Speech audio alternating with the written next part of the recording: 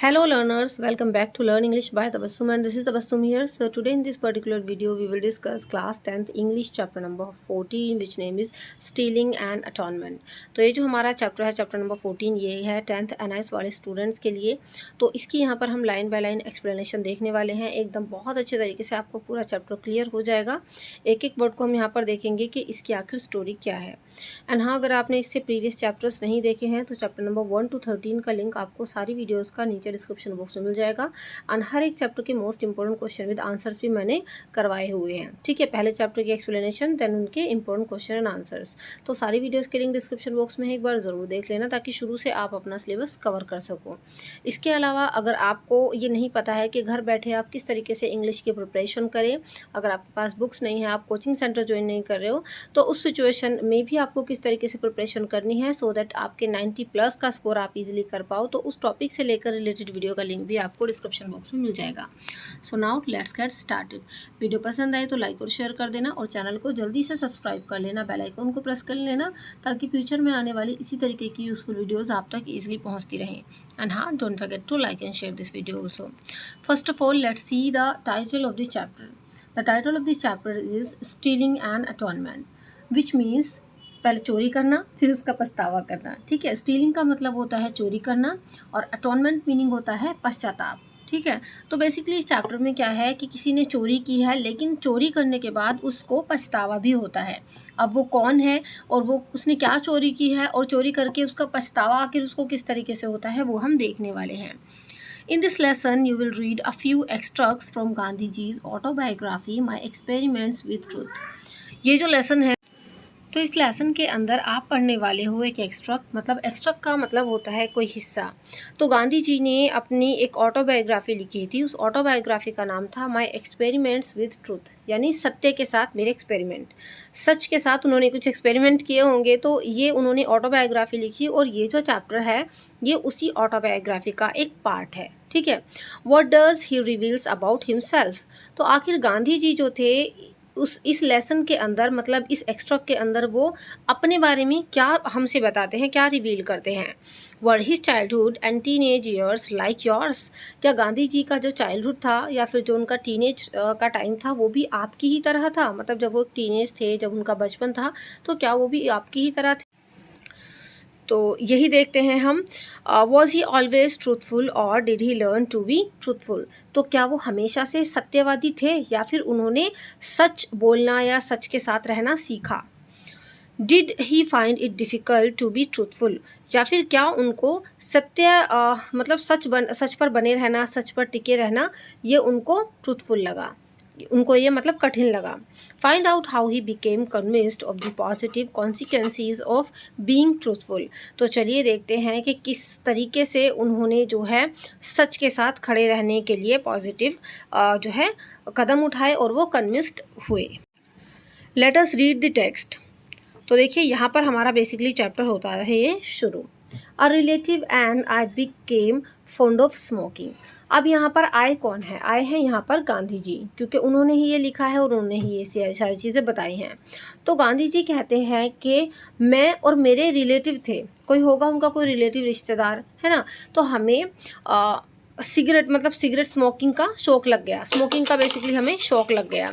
Not that we saw any good in smoking or were very fond of the smell of cigarette. ऐसा नहीं था कि हमें जो है स्मोकिंग में कुछ अच्छी चीज़ दिखाई देती हो कि भाई स्मोक करना अच्छा है, या फिर हमें सिगरेट की स्मेल ज़्यादा पसंद आ गई हो, ये वजह नहीं थी। तो वजह आखिर क्या थी? We simply imagined a sort of pleasure in emitting clouds of smoke from other mouths, है ना। तो ये बता रहे हैं कि हमें ऐसा नहीं था कि सिगरेट से कुछ फ़ायदे दिख रहे थे या फिर हमें सिगरेट की स्मेल ज़्यादा अच्छी लग रही थी। हम तो केवल ये इमेजिन कर रहे थे कि सिगरेट पीने के बाद जो मुंह में से क्लाउड्स निकालते हैं ना, धुएं के जो मतलब ऐसा धुआं निकालते हैं मुंह में से, तो उसको देखना अच्छा लगता था, उसको करना अच्छा लगता था। My uncle had the habit and when we saw him smoking we thought we should copy his example but we had no money. मेरे जो अंकल थे, मतलब किसके अंकल? गांधी जी के जो अंकल थे, उनको हैबिट थी स्मोक करने की, और गांधी जी कहते हैं कि जब हम उनको देखते थे स्मोकिंग करते हुए तो हमें भी उनको कॉपी करने का मन करता था, हम भी सोचते थे हम भी ऐसे ही करते हैं। बट हमारे पास इसके लिए पैसे नहीं थे सिगरेट वगैरह के लिए. So we began to collect stubs of cigarettes thrown away by my uncle. अब देखो स्टब्स होते हैं जो सिगरेट पीने के बाद उसका छोटा सा पार्ट बच जाता है ना, मतलब छोटा सा एक हिस्सा बच जाता है. पूरी सिगरेट तो कोई नहीं पीता है ना बिल्कुल लास्ट तक, तो जो थोड़ा सा पार्ट बच जाता है उसको बोलते हैं स्टब्स. तो यहाँ पर गांधी जी कह रहे हैं कि इसलिए हमने, मतलब उन्होंने, उनके रिलेटिव ने, जो उनके अंकल सिगरेट पी के उसके स्टब्स को फेंक देते थे उनको कलेक्ट करना शुरू कर दिया. तो देखो यहाँ से इनकी जो है शुरुआत हो गई थी. The stubs however were not always available and could not emit much smoke either. Gandhi ji कहते हैं कि हालांकि वो जो स्टब्स हुआ करते थे उनमें जो है वो हमेशा हमें जो है मिलते नहीं थे. ऐसा नहीं था कि हमेशा ही हमें मिल जाते थे वो, या फिर उनसे ज़्यादा स्मोक भी नहीं हो पाता था. So we begin to steal coins from the servant's pocket money in order to purchase Indian cigarettes. तो इसलिए हमने क्या रास्ता निकाला, हमने जो हमारे सर्वेंट थे, सर्वेंट के पॉकेट से पैसे चुराने शुरू कर दिए ताकि हम इंडियन सिगरेट्स खरीद सकें. In the meantime, we heard that the stalks of a certain plant were porous and could be smoked like cigarettes. और इसी बीच हमने कहीं से ये सुना कि कोई एक पर्टिकुलर पौधा होता है, कोई प्लांट होता है, तो उसकी जो स्टॉक्स होती हैं उनको भी सिगरेट की तरह स्मोक किया जा सकता है. We got them and began this kind of smoking. तो इसलिए हम उस प्लांट के जो है स्टॉक्स को ले आए और जो है हमने वहाँ पर स्मोकिंग करनी शुरू कर दी उनसे भी. चलिए आगे है. But we were far from being satisfied with such things as these. लेकिन हमें उन स्टॉक से भी कोई सेटिस्फेक्शन नहीं मिल रहा था क्योंकि वो ओरिजिनल सिगरेट तो थी नहीं. Our want of independence begin to upset us. अब हम चाहते थे हमारी आज़ादी. आज़ादी किस चीज़ की, कि भाई हम अपनी मर्जी से चाहे सिगरेट पिए चाहे कुछ भी करें, हमें क्या चाहिए था, अब इंडिपेंडेंस चाहिए था. और इसी इंडिपेंडेंस की वजह से हम लोग अपसेट रहना शुरू हो गए कि भाई हमें आज़ादी क्यों नहीं मिल रही है सिगरेट पीने की. It was unbearable that we should be unable to do anything without the permission of our elders. और ये हमसे सहन नहीं हो रहा था कि भाई हम अपने बड़े जो हमारे घर के बड़े होते हैं उनकी मर्ज़ी के बिना कुछ भी नहीं कर सकते, कि हमें हर काम करने से पहले अपने बड़ों की परमिशन लेनी होगी.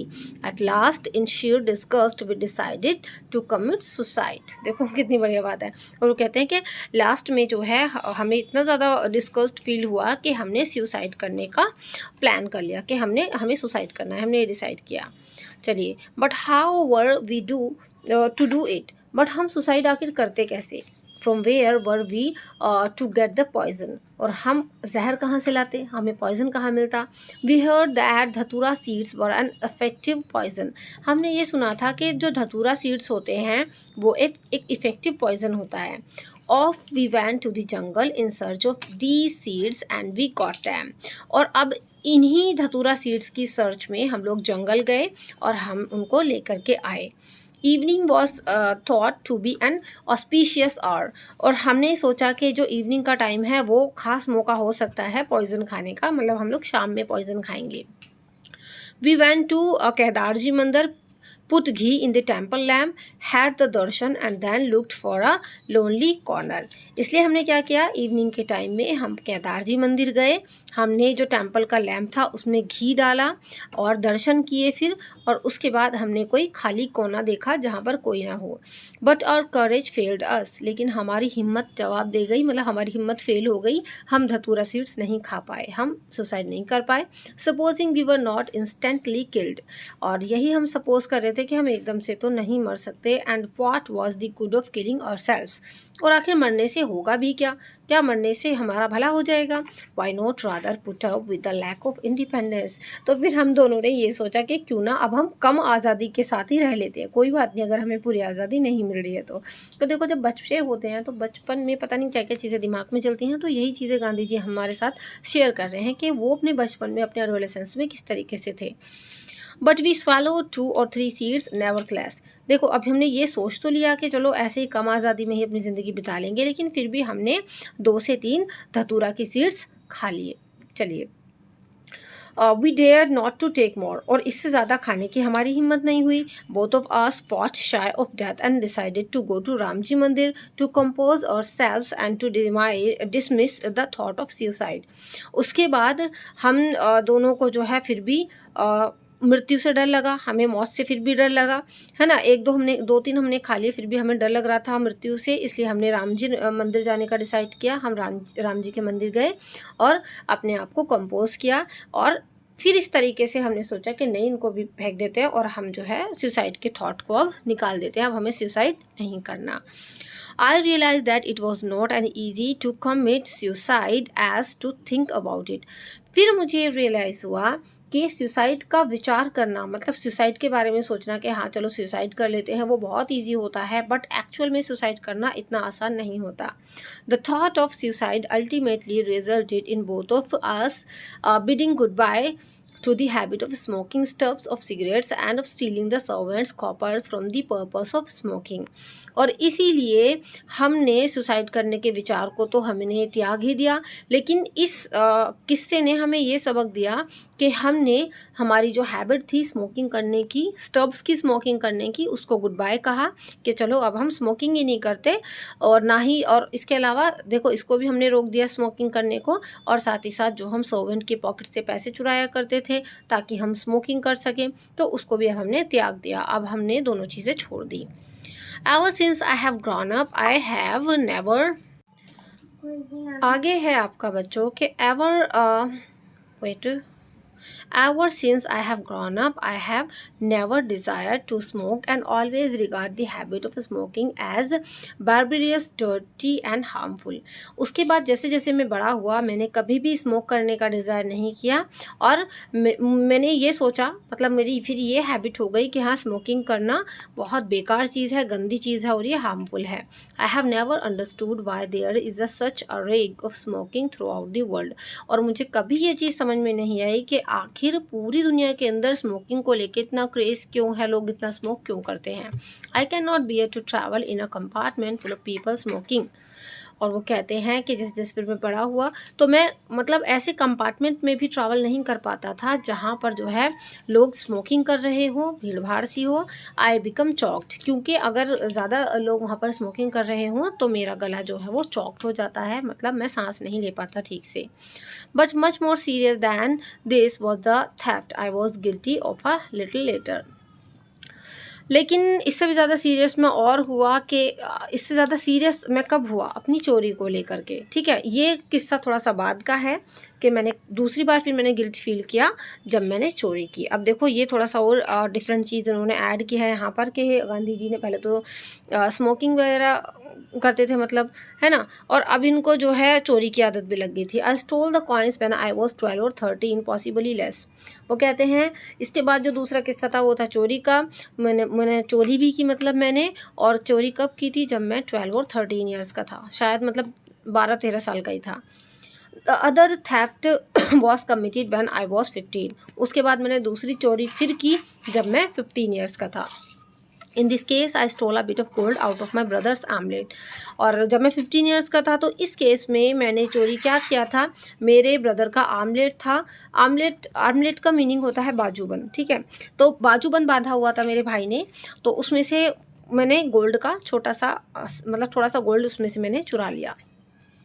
This brother had run into a डेप्ट अबाउट 25 रुपीज़। और ये जो बेचारा भाई था उसको जो है 25 रुपीज़ का कर्जा भी देना था। He had on his arm an armlet of solid gold. और उसके जो बाजू पर वो बाजूबंद मतलब बंधा हुआ था उसमें काफ़ी सॉलिड गोल्ड था। It was not difficult to clip a bit out of it. और उसमें से थोड़ा सा टुकड़ा निकाल लेना वो ज़्यादा कुछ कठिन बात नहीं थी, ज़्यादा कुछ बड़ी बात नहीं थी, तो मैंने उसको चुरा लिया। Well it was done and the डेप्ट क्लियर्ड। तो चलो ये भी हो गया और जो कर्जा था वो चुक गया। But this became more than I could bear. लेकिन ये जो है मेरी सहनशीलता से बाहर था। I resolve never to steal again. मैंने चोरी तो कर ली लेकिन उसके बाद मैंने रिजॉल्व किया कि मैं आगे से कभी चोरी नहीं करूँगा। I also made up my mind to confess it to my father. और साथ ही साथ मैंने ये भी अपना मतलब अपने आप को तैयार किया कि हाँ मैंने जो चोरी की है वो अपने फादर के सामने कन्फेस करूँगा। But I did not dare to speak. मगर मेरी कहने की हिम्मत ही नहीं हो रही थी। Not that I was afraid of my father beating मी। वजह ये नहीं थी कि मैं डर रहा था कि मेरे पापा मेरी पिटाई कर देंगे। No, I do not recall his ever having beaten any of us. नहीं, मुझे याद तक नहीं है कि आज तक मेरे फ़ादर ने कभी हम में से किसी की पिटाई भी की हो। मैं पिटाई से नहीं डर रहा था। I was afraid of the pain that I should cause him. मैं तो उस पेन से डर रहा था कि जब पापा को ये पता चलेगा कि मैंने चोरी की है तो उनको कितना दुःख होगा। But I felt that the risk should be taken, that there could not be a cleansing without a confession. लेकिन फिर मैंने ये रिस्क लेने की सोची, क्योंकि जब तक मैं कन्फेस नहीं करूँगा तब तक मेरा जो मतलब मन है वो साफ़ नहीं होगा। तो इसलिए मैंने फिर रिज़ॉल्व कर लिया कि हाँ, मुझे कन्फेस करना है दैट यस आई स्टोल, मैंने चोरी की। I decided at last to write out the confession to submit to my father and ask for his forgiveness. और लास्ट में मैंने ये डिसाइड किया कि क्यों ना मैं कन्फेशन दूंगा, मतलब लिखित तौर पर मैं लिखकर कन्फेशन दूंगा अपना कि हाँ मैंने चोरी की है, अपने फादर को उसको दूंगा और उनसे माफ़ी मांगूंगा। I wrote it on a slip of paper and handed it to him myself. और मैंने जो अपना कन्फेशन था उसको एक स्लिप पेपर पर लिखा और अपने हाथों से अपने फादर को दे दिया। In this not only did I confess my guilt but I asked adequate punishment for it and closed with a request to him not to punish himself for my offense। और इस letter के अंदर मैंने केवल अपनी guilt को confess नहीं किया कि भाई आप जो है मैंने गलती की है, बट मैंने साथ ही साथ उनसे जो है ये भी कहा कि जो आपसे पनिशमेंट बने आप मुझे पनिशमेंट दें, और उनसे ये भी रिक्वेस्ट किया कि मेरी गलती की वजह से आप खुद को पनिशमेंट मत देना, गलती मेरी है, आप दुखी मत होना। I also placed myself never to steal in future. और साथ ही साथ मैंने ये भी प्ले किया कि मैं फ्यूचर में आगे से कभी चोरी नहीं करूँगा। I was trembling as I handed the confession to my father. तो देखो, जब मैं ये कन्फेशन अपने फादर को दे रहा था, मतलब लिखित तौर पर, तो मैं बहुत काँप रहा था। He was then confined to bed. उस टाइम पर वो जो है बेड पर थे। His bed was a plain wooden plank. और उनका जो बेड था वो एक प्लान वुडन लकड़ी का जो है एक प्लैंक था। I handed him the note and send opposite the plank. मैंने उनको वो लेटर दिया, कन्फेशन लेटर, और उसी प्लैंक के ऑपोजिट में बैठ गया। He read it through the tears and the tears trickled down his cheeks, wetting the paper। वो उठे, उन्होंने उसको पढ़ा लेटर को, और उनकी आंखों से जो है आंसू बहने लगे, उनके गालों तक आंसू आ गए और वो पेपर भी भीग गया, मतलब फादर इतना दुखी हो गए थे। For a moment he closed his eyes in thought and then tore up the note। एक मोमेंट के लिए उन्होंने अपनी आंखें बंद की और उसके बाद उस पेपर को, उस नोट को उन्होंने फाड़ दिया पढ़ने के बाद। He had set up to read it. अब वो जो है उसको और पढ़ने मतलब बैठ गए। ही ले डाउन अगेन। उसको पढ़ने के बाद मतलब वो फिर से लेट गए। I also cried. जब मैंने देखा कि मेरे फादर रोना स्टार्ट कर दिए हैं तो मैं भी रो पड़ा। I could see my father's agony. मैं देख सकता था कि मेरे फादर कितने दुख में थे। एगोनी का मतलब होता है दुख या पीड़ा में थे। If I were a painter I could draw a picture of the whole scene today. अगर मैं एक पेंटर होता तो उस टाइम पर जो ये सीन चल रहा था ना, उसका मैं पूरा पिक्चर बना देता। It is still so vivid in my mind. और आज भी वो याद मेरे दिमाग में एकदम तरोताज़ा है कि जब मेरे फादर मतलब रोए थे या फिर वो बहुत परेशान हुए थे। Those tears of love clean my heart and washed my sin away. वो जो टीयर्स थे ना मेरे फादर के, तो वो जो है वो टीयर्स उन्होंने मेरे दिल को साफ़ कर दिया बिल्कुल। और जो मेरे पाप थे, सिन का मतलब होता है पाप, उनको धो दिया, मेरे पापों को धो दिया, ठीक है। Then I could read it in it nothing more than a father's love, but today I know that it was a pure ahimsa. उस टाइम पर मुझे लगा कि ये मेरे फादर का प्यार है ना, कि उन्होंने मतलब कुछ नहीं कहा मुझे या फिर वो दुखी हुए। लेकिन आज अगर मैं आज की बात करूं, मतलब गांधी जी ने तो बाद में लिखा था ये सब कुछ, कि अगर मैं आज की बात करूं तो ये प्योर अहिंसा थी। अहिंसा एक हिंदी वर्ड है, आपको पता है। अहिंसा मतलब कि जब आप कोई लड़ाई झगड़ा ना करें, लड़ाई झगड़ा मारपीट, इसको अहिंसा बोलते हैं। व्हेन देयर इज सच अहिंसा it changes everything it touches. कि जब कहीं अहिंसा होती है, यानी हिंसा का ना होना, जब कहीं अहिंसा होती है तो जो चीज़ उसके टच में आती है वो उसको भी चेंज कर देती है। There is no limit to its power. और अहिंसा की तो कोई लिमिट ही नहीं है ना। जितना अहिंसा आप दिखाओगे उतना ही बहुत बेहतर होता है वो चीज़। This kind of sublime forgiveness was not natural to my father. इस तरीके की जो ये माफ़ी देना था वो मेरे फादर के लिए नेचुरल नहीं था। I had thought that he would be angry, say hard things and strike his forehead. मैंने सोचा था कि वो गुस्सा होंगे, है ना, और मुझे बहुत बुरी बुरी बातें बोलेंगे और अपना सिर पीटेंगे, but he was so wonderfully peacefully and I believe this was due to my clean confession. लेकिन ये सब सुनने के बाद, पढ़ने के बाद भी वो बहुत वंडरफुली पीसफुल बने रहे, शांत बने रहे। और मैं ये समझता हूँ कि ये सब क्यों हुआ, क्योंकि मैंने अपना क्लीन कन्फेशन उन्हें दिया था, जो गलती मुझसे हुई थी उसको कन्फेस किया था। A clean confession combined with a promise never to commit the sin again is the purest type of repentance. तो गांधी जी कहते हैं कि क्लीन कन्फेशन जो है वो एक ऐसे प्रॉमिस का कॉम्बिनेशन होता है जिसमें हम ये प्रॉमिस करते हैं कि हाँ, हम इस तरीके की के पाप फिर से नहीं करेंगे, इस तरीके की गलती फिर से नहीं करेंगे और इसको हम रिपीट नहीं करेंगे। ये मेरा प्योर जो है एक कन्फेशन था। I know that my confession made my father feel absolutely safe about me and increased his affection for me beyond measure. और मुझे पता है कि मेरा जो ये कन्फेशन था उससे मेरे फादर एब्सोल्युटली मेरे बारे में सेफ़ फील करते कि भी हाँ, आगे से कोई गलती नहीं करेगा। और जो मेरे फादर का अफेक्शन था, स्नेह था मेरे लिए, वो और भी ज़्यादा बढ़ जाएगा। चलिए, तो ये लिखा है मोहनदास करमचंद गांधी जी ने। उन्होंने ये जो पूरा चैप्टर है एक अडैप्शन है from my experiments with truth. तो गांधी जी ने लिखी थी अपनी autobiography which name was my experiments with truth, और ये जो आपका चैप्टर है ये उसी का एक भाग है। आई होप आपको ये पूरा चैप्टर अच्छे से क्लियर हो गया होगा। वीडियो पसंद आई हो तो लाइक और शेयर कर देना। अगर चैप्टर समझ में आ गया हो तो बोलना कि yes ma'am I understood and chapter is clear. आप लिख के ज़रूर बताइएगा चैप्टर इज़ क्लियर। चलिए, प्रीवियस चैप्टर्स के लिए डिस्क्रिप्शन बॉक्स चेक कर लेना। एंड हाँ, इसके अलावा सारे इंपॉर्टेंट क्वेश्चन आंसर्स की वीडियो के लिंक भी डिस्क्रिप्शन बॉक्स में मिल जाएंगे। नेक्स्ट वीडियो में मैं आपके साथ पहले इसके इंपॉर्टेंट क्वेश्चन आंसर्स डिस्कस करूंगी, देन हम फिर नेक्स्ट चैप्टर की ओर बढ़ेंगे। बच्चों, अगर आपके पास इंग्लिश के अलावा अदर सब्जेक्ट्स हैं like Hindi, English, data entry, painting, home science, ये सारे हैं, तो उनके लिए आप मेरे दूसरे चैनल को विजिट कर सकते हो which name is pi study circle. तो उस चैनल पर आपको ऑल प्रॉब्लम का सोल्यूशन मिल जाता है।